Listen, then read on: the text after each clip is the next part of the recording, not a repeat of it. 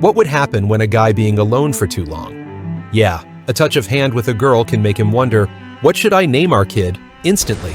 Every crush is fated by destiny. Every small act is a hint of playfulness. And every good night is a foreshadowing of a happy ending. But in reality, that's just how loneliness messes with kindness and their expectations. And that's what happens to our Reddit OP today, as well as millions of lonely young men in this modern-day America, mistaking desperation for affection, and that kindness can be transacted into love. This isn't a story about a bad person doing bad things. It's about someone who meant well, felt deeply, and accidentally crushed the very thing they cherished most. A real connection with a real person who just couldn't carry the weight of their hope anymore. So, let's go. It's confession time. Welp, this time, our young man has a lot to unpack, so this one's gonna be a long one. Here is his story. Apologies beforehand, I will not be brief. For some context, I am what you'd probably consider a textbook incel. Not necessarily the women-hating type, but the stereotypical young fuck-up kind. Socially inept, sexually and socially frustrated, immature, no talents, no friends, no job, barely scraping by, never had a girlfriend, yada yada. You get the picture. I'm 21 now, but this story is from when I was 19. For some years now, about 5 or so, I've been on a negative trajectory. I started isolating from my friends during the beginning of COVID and never really recovered. I lost touch with all of them and basically lost the ability to connect with people. Safe to say, I have no friends anymore, not even acquaintances, not looking to score pity points, just trying to paint the stage. It had been this way for almost 3 years before I began my first year in university. I was optimistic in the beginning, thinking that it's a new world. I'd meet plenty of people, and I'd have to make some friends along the way. A whole semester had passed, and I couldn't even make an acquaintance. I started second semester with a very cynical outlook, thinking it's just gonna be like high school all over again. By this time, I had really started resenting living. I can't really do justice to just how much I resented my loneliness. However, on the first day, I met a girl. You can see where this is going. She was very forward and clingy right off the bat. That is how I perceived it anyway. I'm not exactly an unbiased source, but she just took a type of interest in me that nobody has in years. I appreciated that since I am not good at maintaining relationships, especially new ones. But like I said, I was pretty cynical from my first year, so I figured she'll keep this up for about a week, and then she'll realize how boring of a person I am, and she'll move on, and that'd be the end of that.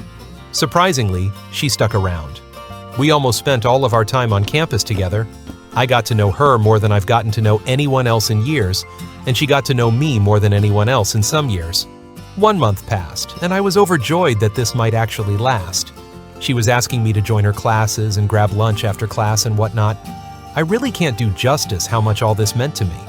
It had been so long since I've hung out with anyone, let alone someone asking me to hang out with them. This is honestly the happiest and the only happy memory I have in 5 years. Over the course of the next few months, she started asking me to do little favors for her. Nothing major, just every now and then. I didn't mind at all. Like I said, she was like the best thing that had ever happened to me. For the first time, I was truly happy. Over time, they became more frequent, but whatever. I'd do anything for her. I'm not saying this to paint her in a bad light. The importance of this detail will become clear later on. So far, we were only friends, really. I've always wanted a girlfriend, but I figured she's probably not into me that way, which I didn't mind. Beggars can't be choosers. But over time, I started to feel like maybe she was into the idea. Small little cues, like calling me cute and asking me if she made me nervous. One time she told me she wanted me to take me somewhere, and she walked me to do this desolate little pond and told me every time she comes there, there's people kissing. I thought that was a strong message that she wanted me to kiss her. I was probably going to, but a raccoon started chasing her, so we had to leave. I didn't really mind though. I wasn't in any rush to get physical. But I saw that event as a sort of pivotal moment in our relationship, from where I stopped treating it like a friendship, but more so as an innocent mutual crush kind of thing. Looking back, maybe all of this could have been avoided, if only I had just clarified my thinking. Regardless, months went by, and I fell harder and harder for her. We were talking every day. I'd go as far as to say, we were close friends at the very least. I had never been so happy in my life. I didn't even know it was possible for me to be so happy. I wanted to make it official before the semester ended, since we wouldn't see each other during the break as we lived in different cities. But life got in the way, and she couldn't meet me. I asked her to stay after the exam so I could tell her, but she said she had to go home. I was slightly annoyed since I'd always make time for her regardless of how much it interrupted my schedule. But whatever, I didn't want to pressure her and risk scaring her away. But I really wasn't excited about the prospect of having to wait 4 months to tell her, given I didn't want to do this over text or phone call. But I figured we'd probably stay in touch, and I could probably hit the ground running the next time I saw her. I was wrong. We were talking every day, and then, just like that, nothing. I waited, assuming she was probably busy, but after school ended, I never received any kind of communication from her whatsoever. I figured maybe she doesn't want to annoy me, so every now and then, I'd text her. She'd give extremely quick conversation ender type replies. The cognitive dissonance drove me insane.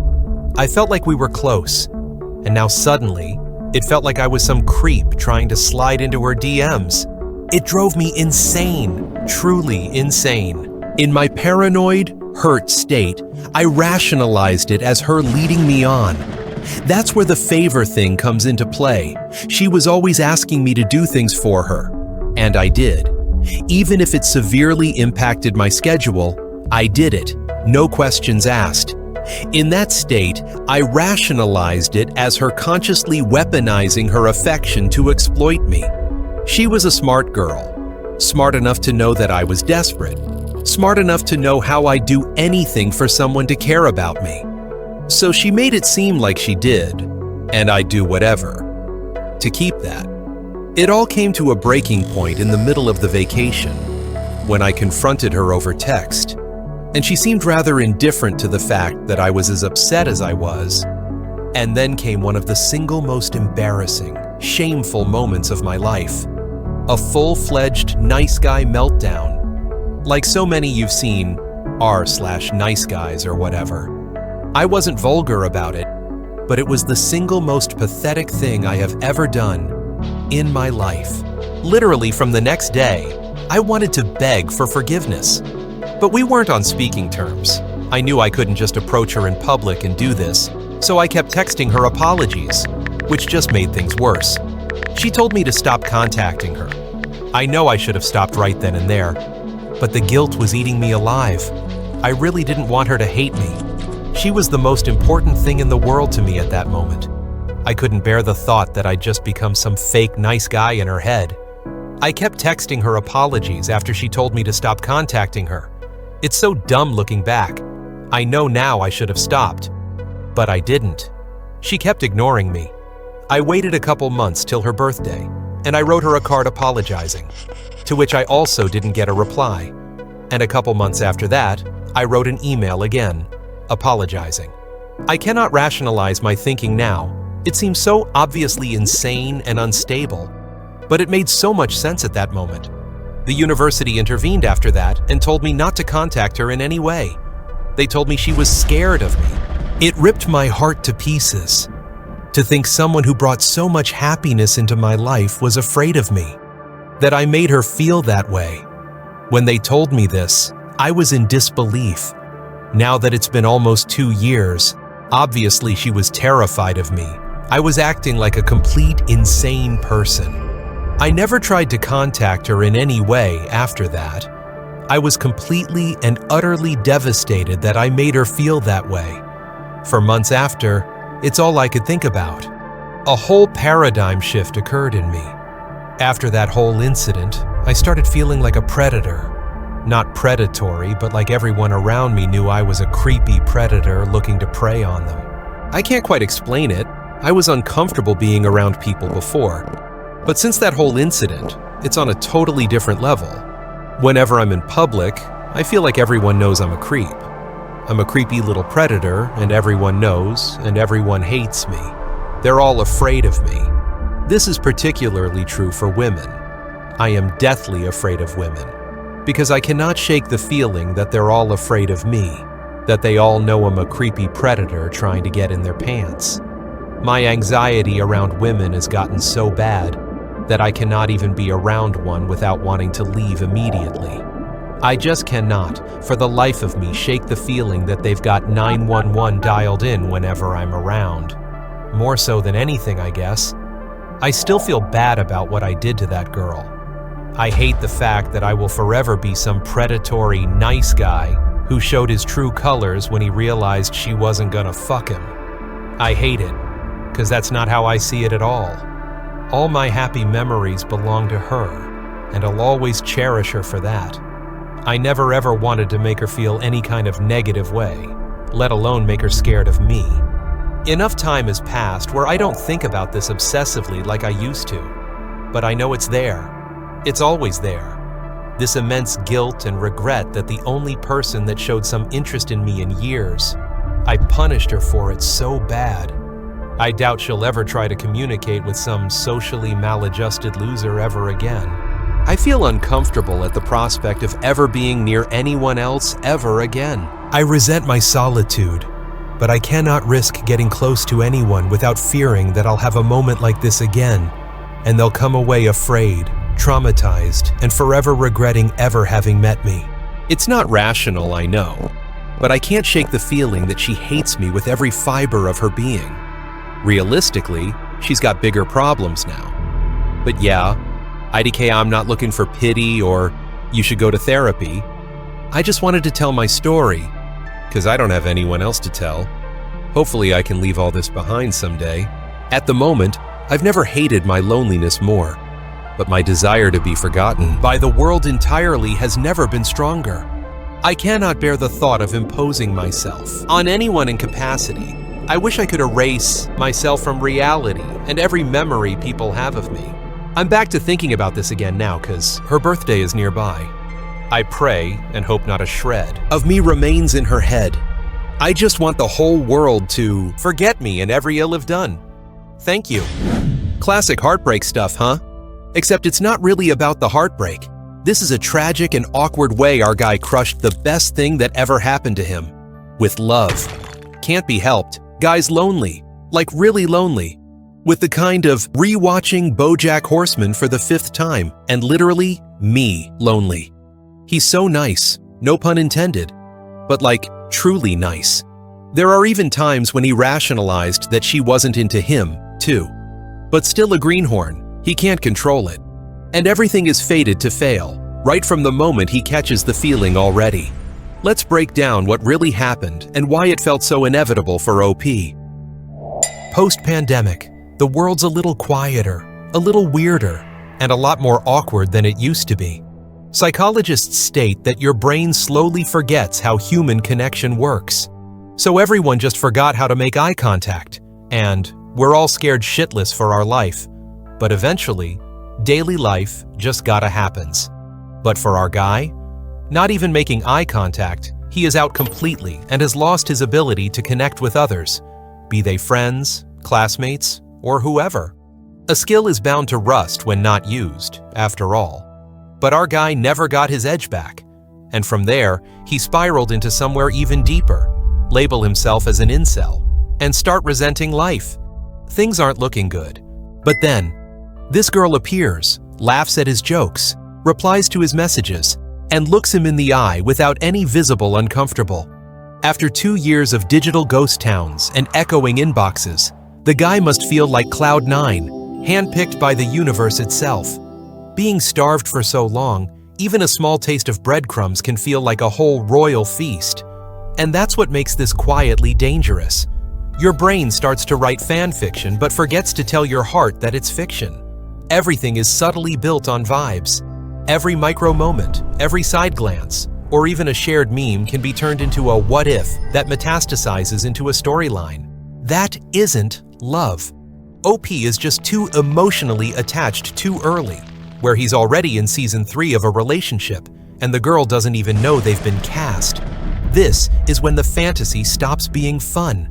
Your everything starts depending on her. Your mood, your confidence, your sense of being enough. You're not just falling for her. You're falling for the idea of being chosen, of being seen, of being wanted without having to ask for it. It's not anyone's fault, really. It's just loneliness in lowercase. Wanting to be loved isn't something embarrassing, but pretending someone loves you so you can avoid facing your own loneliness? That's not love, but an emotional validation fanfic with no editor or consent. Yeah, I get it. It hurts. You can't even be mad at her because she didn't promise anything. She was just there, kind and present. We don't love the person in front of us. We love the hope they carry, a classy philosopher once said. And when hope is revealed as just a delusion, it always leads to destruction. What should happen, happened. Poof. The girl is now gone. Nothing dramatic, no soap opera, no screaming, and of course not a single, "we need to talk," just quick and snap replies, quieter tone, and eventually, the classic fade out. You know the deal. And yet, it hurts so much, but not in the way you expect. More like a wild confusion. The guy's driven insane. His brain starts glitching like a Windows XP startup screen. Wait, what happened? We were close. We talked every day. I'm always there when she needs me. I sent her memes. I was there. So why did she disappear? Ah, I know. She used me. She pretended to like me. She only came to me when she needed something from me. Ah yes, the nice guy origin. Like a Pokemon that got hit so hard by the confusion, the guy launched himself into vengeance and rage. The cognitive dissonance paints the gap between his thoughts and reality with wild reasoning. His brain can't process, "she just didn't like me that way," as normal. It has to rewrite the whole narrative to protect his ego. I imagine that he starts saying things like, "I guess being a good guy just isn't enough anymore. After everything I do for you, and you treat me like that, justice is dead. Nice guy finishes last." Yeah, stuff like that. Honestly, it's not evil. It's just sad. Because deep down, it's not about her. It's about him feeling invisible, being rejected from this whole idea of being wanted without having to ask. He did good things and hopes they'll be enough, but they're not. And when that illusion shatters, it hurts. Still, he doesn't scream. He doesn't throw things. He doesn't even say anything outright mean. But suddenly, he's everywhere. He's just there, texting, writing postcards, and apologizing repeatedly. He thinks he's being good. But from the outside, he's giving early season Joe Goldberg, minus the actual body count. Just vibes and guilt trips. A looming and heavy presence that sticks like emotional humidity. That's the most messed up part. He doesn't think he's doing anything wrong. Until the fallout hits and life teaches him another lesson. The school called him up. Now, after the blocked numbers, the unread messages, and the echo of a slammed door, he realizes what he has done. It's so bad that he started calling himself a predator, a monster, a problem, narrating his own Netflix true crime documentary. Except the villain wasn't some shadowy stranger, but was him all along. He didn't do what he did out of some evil master plan. He just wanted love, or at least something shaped vaguely like love. But desperation is a little gremlin. It's clawing for attention, and then love is no more. It's now a pressure disguise with good intentions, and a touch of guilt, the worst kind of guilt, which is making someone else feel guilty for not loving you back. So, now he walks through life with this weird, invisible self-label of a criminal. To him, every time a woman flinches or a friend pauses too long before replying, she is somehow scared of him, even if all they're trying to do is remember where they parked. Because now, he's the one who's scared of himself the most. And that's a twisted amount of shame no therapist can speedrun. But not really. Just go to see a therapist, my dude. Though I don't think he would. Because the kicker here is, as he said, he doesn't wish for forgiveness. He doesn't even wish to make things right. He just wishes to be forgotten, to disappear, like a quiet mercy, for the guilt that he caught himself doing something so far from who he thought he was. His own identity got evicted. The idea that someone out there still remembers him as a monster? That was more haunting than any punishment could ever be. Humans can forgive others, but it's hard to forgive ourselves. because we're the ones who witnessed our own mistakes most clearly. The funny thing about forgiveness is that we all thought about it as this grand, dramatic thing, with sunset, tearful hugs, and maybe Adele playing softly in the background. But when you are in your sweatpants, alone, at 2 a.m., with yourself, I just want the whole world to forget me and every ill I've done, he said. That's rough. But I think you guys agree with me that what our OP needs the most is forgiveness and a shift of perspective. We all have those wild moments. Sometimes you look back on a past relationship, or anything really, all you can see is cringe. The texts, the overthinking, the maybe she wants me to kiss her at this pond moment like OP here. That's how we humans work. The thing is, maybe the problem wasn't that you loved the wrong person, or the thing you did is wrong. Maybe you just didn't know how to love. No one taught most of us this stuff. We all learned how to love from bad teen dramas, anime with questionable power dynamics, and maybe that one Ed Sheeran song that ruined our perception of intimacy forever. So yeah, we end up attaching, obsessing, overgiving, not because we're manipulative monsters, but because it's the only way we thought love worked. Just because your feelings weren't returned doesn't mean they were wrong. They were real. You shot your shot and they just didn't land. Sometimes it was just a story that ended before you were ready. Not as a failure, but just a chapter. And forgiving yourself doesn't mean pretending you didn't mess up. You are just learning. And the fact that OP did care, even if it came out messy, means his heart still works. It's just under renovation. We're updating the software with installing Boundaries 2.0. So yeah, next time you'll love better with your eyes open. And you won't need to send 16 follow-up apologies to someone who already asked for space. And that, my friend, is growth. So let's wrap it up. You know, it's always so easy to make fun of the nice guy, the awkward texts, the passive-aggressive memes, the emotional TED Talk in the DMs no one asked for. But beneath all that is a very real kind of loneliness. And sure, he messed up, lashed out, and made someone else carry the weight of his insecurity. But in a world where people ghost you faster than your hopes like ours, he owned it. That's something. At some point, we've all been a little bit of that guy. Not the full meltdown, hopefully, but the emotional limbo where you're hoping that if you just explain yourself one more time, they'll finally get it. Spoiler alert though, they won't. Not because they're evil or you're unlovable, but because some things are meant to end, and some feelings are meant to be felt, not fixed. And sometimes, love doesn't save you. It just hands you a mirror and tells you to figure things out yourself. Maybe that mirror's cracked. Maybe it shows you things unpleasant, some things you don't want to see. But that's how healing starts. Not with a fairy tale, but with the wreckage after. So, if you guys have someone precious like OP that you want to share, you can drop it in the comments. I genuinely want to hear what you guys think. No judgment, just a chill space to share. And hey, don't forget to hit that like button, subscribe, and share this video if you vibed with it. If you want me to dig into more wild Reddit confessions, just let me know below. Reddit's got infinite drama. We just need more people to stay around and unpack it together.